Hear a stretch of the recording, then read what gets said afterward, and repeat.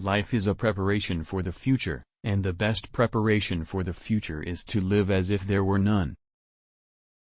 The word, God, is for me nothing more than the expression and product of human weaknesses, the Bible a collection of honorable, but still primitive legends which are nevertheless pretty childish. No interpretation, no matter how subtle, can for me change this. Energy cannot be created or destroyed, it can only be changed from one form to another. I never teach my pupils, I only attempt to provide the conditions in which they can learn. Possessions, outward success, publicity, luxury, to me these have always been contemptible. I believe that a simple and unassuming manner of life is best for everyone, best for both the body and the mind. Albert Einstein. When I examine myself and my methods of thought, I come to the conclusion that the gift of fantasy has meant more to me than any talent for abstract, positive thinking.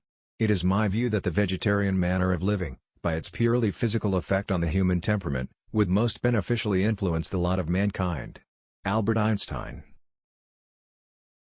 Your question is the most difficult in the world. It is not a question I can answer simply with yes or no. I am not an atheist. I do not know if I can define myself as a pantheist. The problem involved is too vast for our limited minds. May I not reply with a parable? The human mind, no matter how highly trained, cannot grasp the universe. We are in the position of a little child, entering a huge library whose walls are covered to the ceiling with books in many different tongues. The child knows that someone must have written those books. It does not know who or how. It does not understand the languages in which they are written. The child notes a definite plan in the arrangement of the books, a mysterious order, which it does not comprehend, but only dimly suspects. That, it seems to me, is the attitude of the human mind, even the greatest and most cultured, toward God. We see a universe marvelously arranged, obeying certain laws, but we understand the laws only dimly. Our limited minds cannot grasp the mysterious force that sways the constellations. I am fascinated by Spinoza's pantheism. I admire even more his contributions to modern thought. Spinoza is the greatest of modern philosophers, because he is the first philosopher who deals with the soul and the body as one, not as two separate things. Albert Einstein. Somebody who only reads newspapers and at best books of contemporary authors looks to me like an extremely nearsighted person who scorns eyeglasses.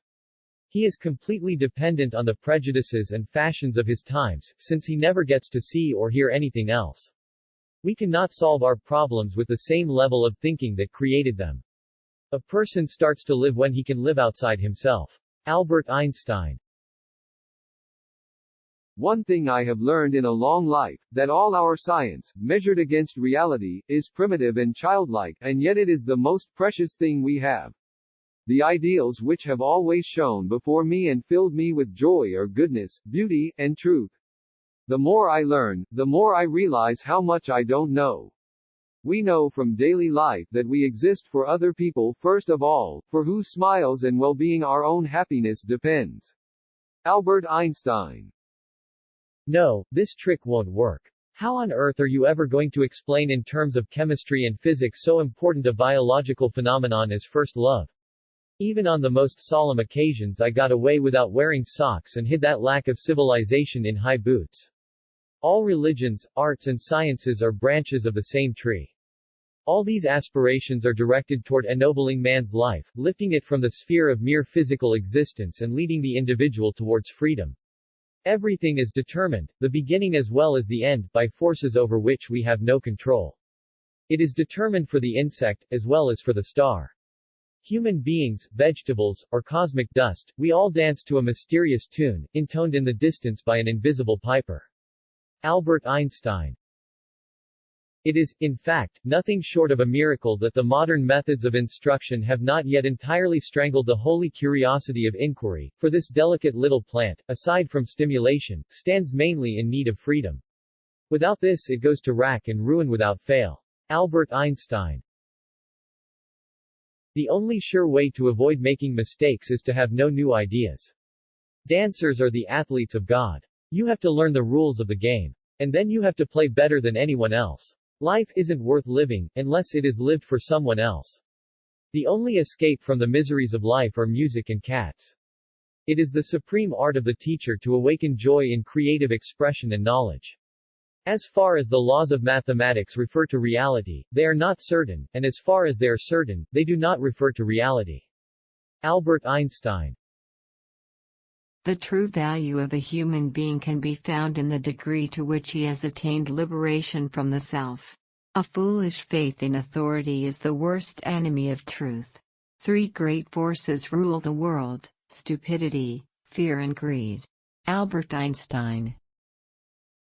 If my theory of relativity is proven successful, Germany will claim me as a German and France will declare me a citizen of the world. Should my theory prove untrue, France will say that I am a German, and Germany will declare that I am a Jew.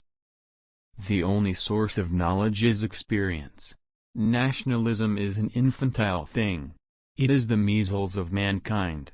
Past is dead, future is uncertain, present is all you have. So eat, drink and live merry.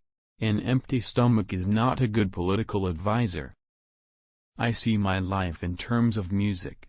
I thought of that while riding my bicycle. It is harder to crack prejudice than an atom. At least once a day, allow yourself the freedom to think and dream for yourself. Albert Einstein.